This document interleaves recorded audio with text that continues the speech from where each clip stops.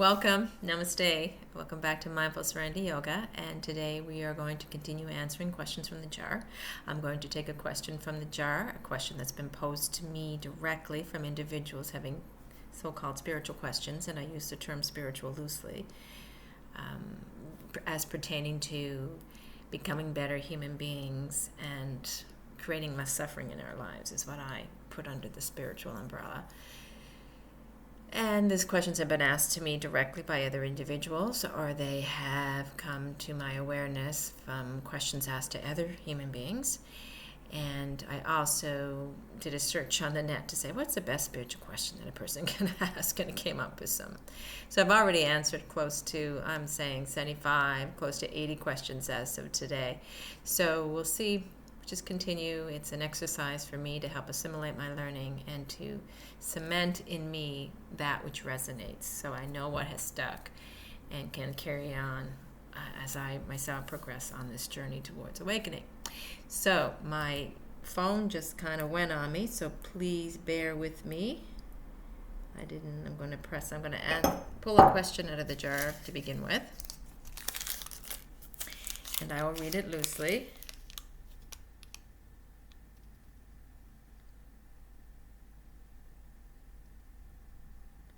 I can't really make out the writing here. I'm going to try to answer that one and read it better in a second. I'm going to press the start button. Take a deep breath. So the answer comes from deep inside, from true self, and not from this little me that thinks it knows everything or wants to appear like it knows everything. I still have a lot of me left inside me. Now, I think the question is this: how do we neutralize past karma? Make up for a sense of something, or before we die, a sense of not doing enough before we die. Right over wrong. How do we neutralize past karma? Make up for a sense of not doing enough before we die. Right over wrong. Okay, I'm going to begin. Karma it's a big term in yoga, and we've probably all heard it even if we don't practice yoga. But it is a term referring to cause and effect, basically. What goes around comes around, basically. It's about taking responsibility for our actions, what we think and feel, say, do. Ultimately has a ripple effect, and not only impacts us as a human being on this journey, but it impacts all those beings around us and the planet at large. So karma is a big word, but it's often misunderstood as some type of a curse we might have because of some past wrongs we had in a previous life. I do believe, yes, I have that woo-woo in me. Some people would call it woo, that we have lives previous to this one.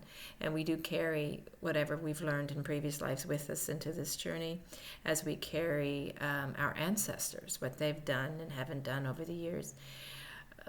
The causes and effects of their actions and choices and thoughts and feelings and whatnot, what they put out into the universe, into the world. So we do carry that with us as well. So we have a whole lot of seeds inside us, and I do like the Buddhist interpretation of karma, especially Thich Nhat Hanh's, about these little seeds being within us in our store consciousness, and it's all a matter of us watering them and nurturing them for them to grow, or doing our best to grow the more nutritious seeds, the seeds that will add nutriments to our lives, rather than those seeds that have been carried on from past actions. Now, we all do things in this life. We're born, and then we go from here to the time we die, doing things, making choices, relating to other people, saying certain things, thinking certain things, believing certain things, acting on those beliefs and whatnot. And there's, of course, a reaction. There's going to be a consequence for everything that we do. Is it a bad thing? Karma, right or wrong? Is what we do bad? Do we have to make up for what we do bad? I think we have to, first of all, look at this right and wrong and do our best to neutralize it and think of terms of non-duality rather than duality. As far as I'm concerned, there is no right and there is no wrong. I love that famous line. Well, it's not so famous, but it should be famous. Line from Shakespeare's Hamlet in Act 2, Scene 2.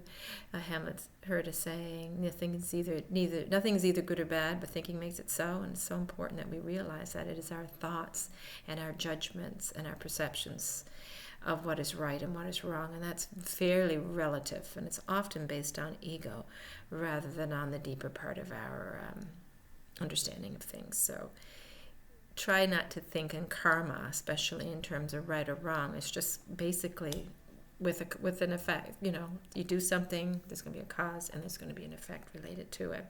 That's it. So yes, everything we say, do, and think will have some type of ripple effect on our lives or on the lives of other beings. So we do have to be mindful of that. We are interbeings, not separate little entities on this planet. So everything has an effect that ripples out from us. So when we think about karma and we're wondering what can we do before we die to appease our karma, I do think it is our mission, in a sense, if you want to think of karma in the Buddhist term, to reduce the number of seeds that are unwholesome that emerge in us and affect the world in a less than positive way, and increase the number of wholesome seeds that emerge from star consciousness into consciousness and therefore into our daily lives, so that we are actually nurturing ourselves and nurturing other beings. It is our mission in a lifetime to do that.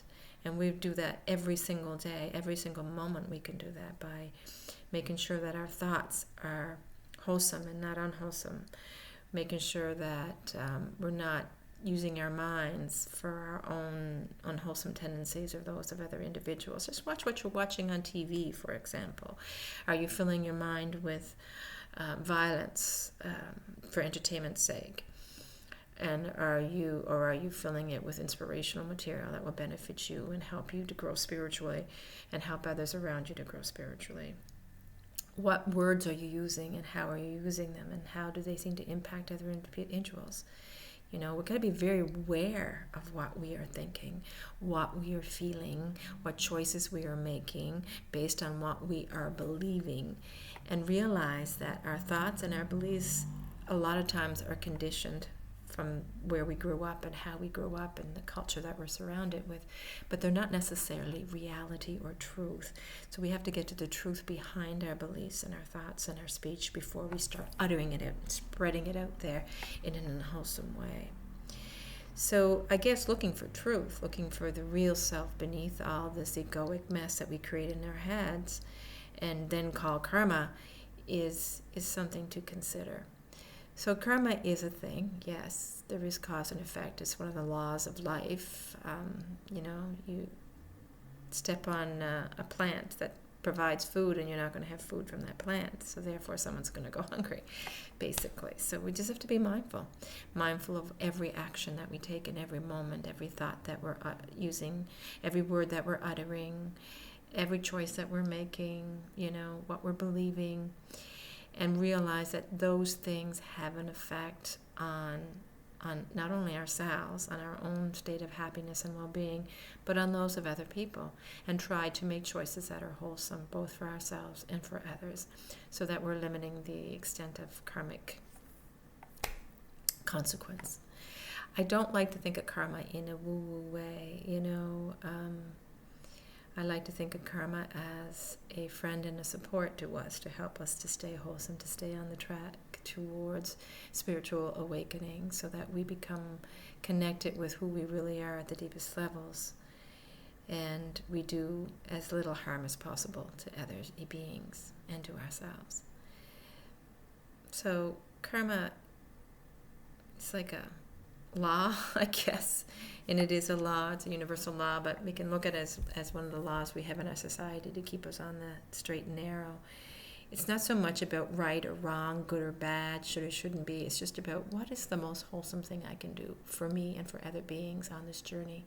And I want to get to my deathbed, and I want to get to my deathbed and realize that I've done all I could for the well-being of others, and that I haven't harmed, or have harmed as little as possible anyone or anything on this planet, that I've brought love and joy and peace and happiness to myself. Yes, because we're all a part of that, right? We can't deny the oneness of everything, and we are a part of that oneness.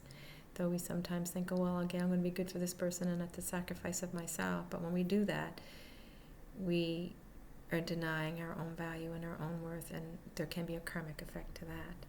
So when we talk about self, we got to be mindful of the true self, not the little me. The ego can go. The ego can go. We don't want to listen too much to ego and follow it. It doesn't know anything about karma. It just knows about getting what it wants, right? So, and pushing away what it doesn't want, which can have disastrous effects if we follow ego on our karmic energy. So we want to get to the point where we die. We feel like we've expended, we've met our karma, we've done our karmic debt, we've paid it back, whether it be ours or from ancestors or from lives past lived, whatever, call it woo-woo or whatever. We want to make sure that we've done everything we can as much as possible to bring love and joy and peace and service to this world and to ourselves. And then we don't have to worry about karma. And the more we grow spiritually, we start going deep rather than staying on the superficial level where ego reigns, our ego and the collective ego reigns. We're going to know that karma is our friend, and it's a guiding force, not a punitive one. So we can get to our deathbeds and realize that we've nothing to be afraid of. We've found freedom for ourselves and others. Anyway, I'm not sure if that makes any sense. Thank you so much for joining me. I hope to see you again next time. Have a wonderful day. Namaste.